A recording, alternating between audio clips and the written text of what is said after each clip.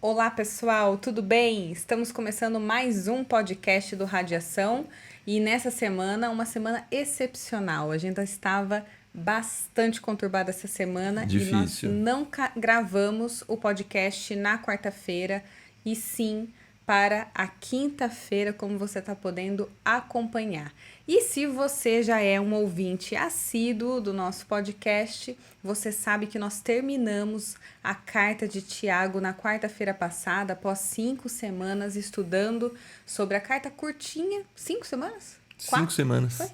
5 semanas, uma carta curtinha, mas com ensinamentos bastante profundos. E dessa vez, você que está curioso para saber o que é que a gente vai estudar, tem um tema muito legal e a gente vai lá no início da Bíblia, como o próprio nome já diz, o Gênesis. Gênesis. Esse livro de 50 capítulos. Calma, a gente não vai ficar um ano inteiro estudando Gênesis. Pelo contrário, a gente vai ter um foco nos patriarcas, certo, Sim, Júnior? E, portanto, a gente já começa no capítulo 12 e não necessariamente a gente vai falar um capítulo por podcast, certo? é isso aí. Vamos lá? Vamos estudar Gênesis 12 hoje?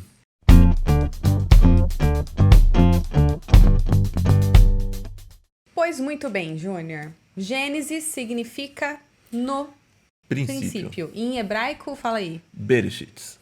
Nossa, que sotaque, é assim mesmo? O sotaque eu não sei, mas fala Bereshit. Ok, então agora que a gente já sabe o princípio, o significado de Gênesis, a gente vai iniciar o nosso estudo sobre Gênesis. Antes de qualquer coisa, vamos fazer a nossa leitura? Vamos ler Gênesis 12. Então o Senhor disse a Abraão: Sai da sua terra, do meio dos seus parentes e da casa de seu pai, e vá para a terra que eu lhe mostrarei.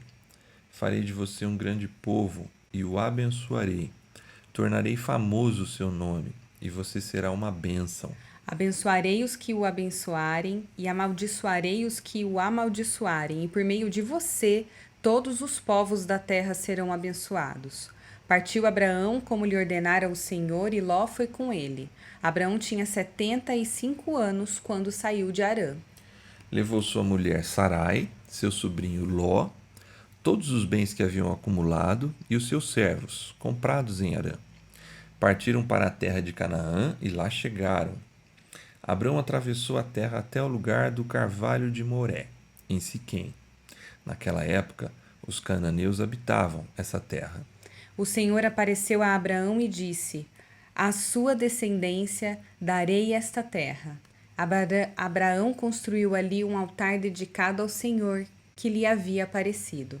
Dali prosseguiu em direção às colinas a leste de Betel, onde armou um acampamento, tendo Betel a oeste e Ai a leste. Construiu ali um altar dedicado ao Senhor e invocou o nome do Senhor. Depois Abrão partiu e prosseguiu em direção ao Neguebe. Houve fome naquela terra, e Abraão desceu ao Egito para ali viver algum tempo, pois a fome era rigorosa.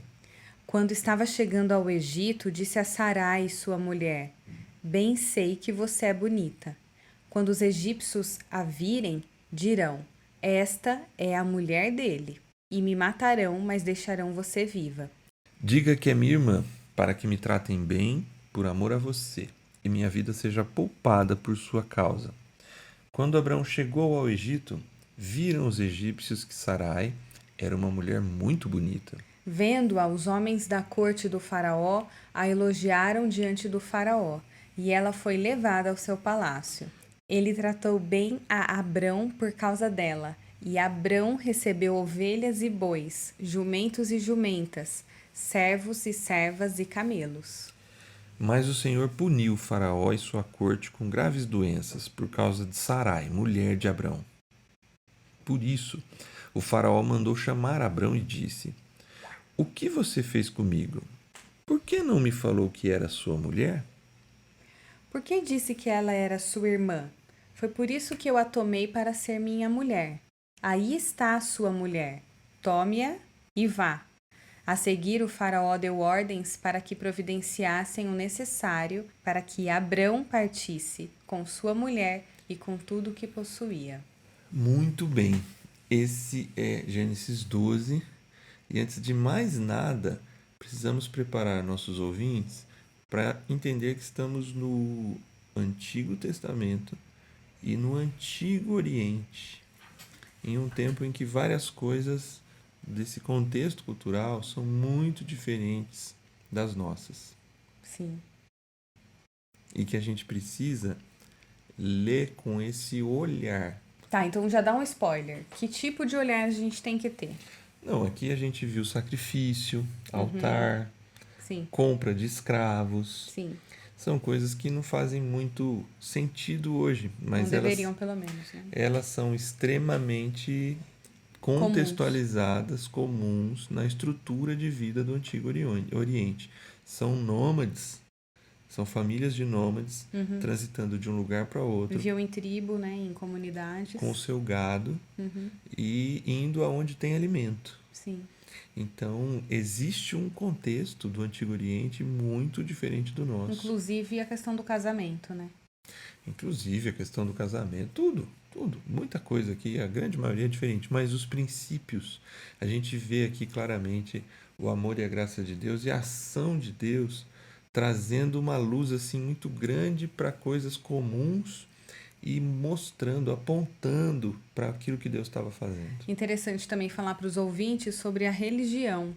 Quando Abrão recebe o chamado de Deus, a promessa de Deus, ele até então ele era politeísta, ou seja, ele adorava outros deuses, mais de um deus, e não tinha o Deus Jeová como o Deus da vida dele. Você tocou num ponto muito importante, que é a questão do chamado, que está presente nos 3 primeiros versos. Essa ideia, Deus intervindo nessa história e chamando Abraão. Chamando Abraão para uma missão. Sai da sua terra, do meio de seus parentes, da casa do seu pai e vai para um lugar que eu vou te mostrar. É muito interessante esse primeiro ponto do chamado. O chamado de Deus é um convite a ir. E ir E é um convite ao relacionamento também, né? exatamente. Nesse tempo dessas religiões politeístas que você está falando, Sim, os deuses são deuses de localidades. sim. E aqui, o Deus verdadeiro se apresenta não como um Deus de uma localidade, de um lugar ou de outro, mas um Deus que vai com Abraão no caminho. Isso é um chamado ao relacionamento pessoal. Legal, super interessante. E mais uma coisa aqui para a gente ajudar a contextualizar. Quanto tempo antes de Jesus está acontecendo isso? Mais ou menos, não dá para precisar, mas por volta de 1900, 2000 anos antes de Cristo. Então, esse chamado tem esse chamado para o ir, que tem a ver com o relacionamento pessoal, como você falou. E tem 2 grandes bênçãos. Tem alguns autores que trabalham como 3, mas se a gente olhar fazendo a correta divisão, são 2. Farei de você um grande povo, tornarei famoso o seu nome e você será uma bênção. Todas essas estão ligadas a uma única bênção. É aquilo que Deus vai fazer por Abraão. A segunda bênção é, por meio de você, todos os povos da terra serão abençoados. É através de Abraão. O chamado na nossa vida tem algo pra gente e algo através de nós. É interessante isso, né? E por isso que a gente fala sobre Gênesis, pessoal, porque Gênesis, você compreender Gênesis é compreender todo o plano de salvação de Deus para a humanidade. E não simplesmente ler como uma história ou como um acontecimento histórico, mas sim o plano revelado já desde o princípio. É isso aí. Então, nesse ponto, vale a pena, antes da gente continuar, tentar entender quem é Abraão e o que é esse chamado e por que ele se conecta com esse plano de salvação. Se a gente fosse dividir Gênesis, se o pessoal quiser ler, a divisão é Gênesis 1 a 3, depois 4 a 11 e depois de 12 a 50. Sim. Gênesis de 1 a 3, ele vai contar o princípio de todas as coisas. A criação. Bereshit bara Elohim, no princípio criou Deus. E aí eu não sei mais em hebraico, os céus e a terra. E aí, Deus cria todas as coisas. O homem se afasta de Deus. Tem a entrada do pecado. Isso, o homem cai. E em queda, o homem, ele é fruto do processo, ele vai ser fruto do processo do juízo e da ira de Deus. E Nesse segundo período que você comentou. Exatamente. Que é quando tem Noé e quando tem Torre de Babel, é isso? Na verdade, já começa com Caim e Abel. Verdade. No capítulo 4. Daí por diante, do capítulo 4 ao 11, o autor tenta mostrar a decadência da humanidade.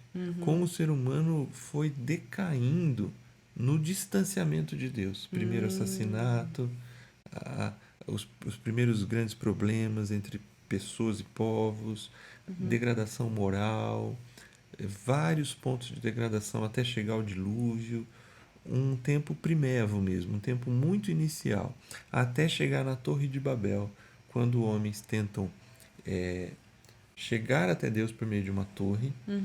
E nesse momento o texto dá conta pra gente que por uma confusão os povos se dispersaram. Sim. E agora as nações os povos começam a se misturar, viver em tribos, habitando diversas localidades. É nesse contexto que aparece Abraão. Então é nesse momento que Deus aparece para restaurar, ou trazer proximidade de novo com as pessoas, com a humanidade. Exatamente. A Bíblia costuma dizer, em vários pontos, que a ira de Deus dura uma noite. Que a ira de Deus dura pouco tempo, vamos dizer assim. Sim. Mas a sua misericórdia, ela se renova de geração em geração. Então, assim, Deus, ele julga o ser humano e afasta o ser humano da possibilidade da vida eterna em pecado. Eu vejo aqui juízo e amor. Porque talvez a pior condenação de um ser humano é viver de forma degradada eternamente. Sim. Deus tira, em amor ele o afasta, aplica o seu julgamento, só que logo ele mostra a sua graça e o seu amor. E aqui começa o plano. Ok, então vamos para o texto. Isso aí, Deus ele fala assim, eu vou agora começar o meu plano. E qual é o plano de Deus? Está no chamado de Abraão. Por meio do relacionamento com Abraão, todos os povos da terra seriam abençoados. Abraão está iniciando um processo geracional de fazer bem para todas as pessoas. E Júlia, me diz uma coisa, todos os povos da terra significam judeus e gentios? Todos os povos da terra significam, se a gente for fazer a harmonia bíblica com Apocalipse, toda tribo, raça, língua e nação. Ok, independente se era judeu ou não. Esse é o detalhe. A compreensão do povo de Abraão que vai gerar o povo judeu é uma compreensão de bênção para si. Tá. E não de bênção para o povo. Eles aceitam muito bem a ideia de que vão ter nação, nome famoso e que vai dar tudo certo para eles. Ok. Mas eles têm uma dificuldade de ser luz para as nações, que é a segunda bênção. Isto é, isso é muito comum até hoje. Nós nos aproximamos de Deus e ficamos muito felizes com o que recebemos dele, mas não temos a disposição de continuar sendo bênção para as outras pessoas. Ou de utilizar essa bênção para abençoar outras pessoas. Exatamente. Também. E pessoas que, obviamente, não têm a mesma fé que a gente. Sim. Mas são todos os povos. Legal, ótimo. Então aí ele parte e aí a fé e a realidade começam a se misturar. A partir do verso 4, ele constrói um altar, ele ora a Deus, ele está reconhecendo a terra para onde ele foi, que é Canaã. Só que a fome, o texto diz, houve fome naquela terra e Abraão precisa descer ao Egito. Perceba como é interessante que a vida desse homem chamado por Deus, escolhido para fazer parte do grande plano da história, fundamental para toda a história, ele tem uma realidade tão comum quanto a nossa. Ele enfrenta um tempo de fome, um tempo de escassez, um tempo de crise e tem que achar um jeito de sobreviver. e sair da onde ele foi mandado para ir para outro lugar. E tudo, na verdade, está acontecendo. É interessante perceber que ele é filho de Terá e ele tinha 2 irmãos, Arã e Naor. E aqui vai complicar um pouco porque esse nome Arã... Gente, se você ler o capítulo 11 de Gênesis, a gente estava lendo aqui antes de começar o podcast. Arã é nome de cidade, nome de irmão e nome de cunhado. Eu acho que era tipo Zé daquela época. Com É, respeito, né? Com né? todo... E João, a gente tem filho João, né? São nomes comuns. Exatamente. Então, Arã era o queridinho das mamães da época. Então, Top 1 na lista do ano. para a gente entender a fé e a realidade misturada, esse pai tem 3 filhos, o Arã é o mais novo, o Arã se casa e tem um filho. Ô, Júnior, deixa eu te cortar. Quando você lê a história bíblica e sempre que você for ver, Terá tinha 3 filhos, Abraão, Naor e Arã. Você vai ver na ordem de nascença. Abrão era o mais velho, o Terá era... Naor era o do meio e o Arã era o caçulinha. Caçula. O Arã é o primeiro que casa e o primeiro a ter filho, que é o Ló. Arã é pai de Ló. Arã morre em Ur dos Caldeus, onde eles vivem. Aqui eu abro um parênteses porque aí é um pensamento meu. Isso traz muito sofrimento para Terá. Caçulinha geralmente é muito querido. Sim, né, caçulinha? É. E Terá, ele decide sair com os filhos de Ur. A relação com Ur não funcionava mais para Terá. E Terá decide levar o neto, Ló. Só que Abraão e Sara não têm Sarai, né? Abraão e Sarai não têm filhos. E eles consideram Ló como um filho. Naor casa com uma outra mulher. E Milca. E Naor tá bem. Naor não vai. Quem vai? Terá, o neto, Ló, e Abraão e Sarai acompanham o pai. E eles vão para onde? Para Harã. Chegando em Harã, eu acho que Terá se sente bem ali. E o problema de Terá, talvez de certa forma, está resolvido. Ele está em paz em Harã. Só que Deus chega e fala assim: Abrão, agora você vai ter que viver a sua vida, não mais a vida do seu pai. Deixa a tua terra, a terra dos seus pais, e vai para um lugar que eu te mostrarei. Essa é uma outra lição muito grande do chamado. Deus tem um chamado que faz que a gente tenha que enfrentar a nossa própria vida e não de um parente. E isso tudo vai se misturando, fé e realidade. A morte do irmão, o sobrinho que acompanha, a dor do pai, não poder ter filho, a crise, o fato de... Ele vive as suas próprias angústias e para de viver a vida do pai dele. Exatamente. E o fato de ter fé e ter Deus caminhando conosco não impede que a gente enfrente as realidades da vida. Por mais duras que sejam. Por mais duras que sejam. A gente falava no final do Tiago da questão da dúvida, né? Sim. Ou foi, não, foi no podcast da segunda-feira. Nossa, a gente já está misturando. Da segunda-feira a gente falava da questão da dúvida. Esse homem, ele tem um chamado de Deus, mas as coisas não dão tão certo como ele esperava. Porque é fácil a gente ler a história em 50 capítulos, mas ele estava vivendo e ele não estava imaginando o que aquilo iria representar para a humanidade, para a história da sociedade. Exatamente. E aí a gente conclui aqui, ele vai para o Egito. E aí tem uma historinha. E por que essa história está aqui? Não sei. A história de uma mentira. Sim. Ele fala, Sarai. Sarai. Não era Sara ainda. Por isso que enxerra tanto, gente. Porque o Abrão vai virar Abraão e a Sarai vai virar Sara. Por enquanto, mas esse é assunto para outro podcast. Para outro podcast. A Sarai, ele fala, Sarai, você é muito bonita.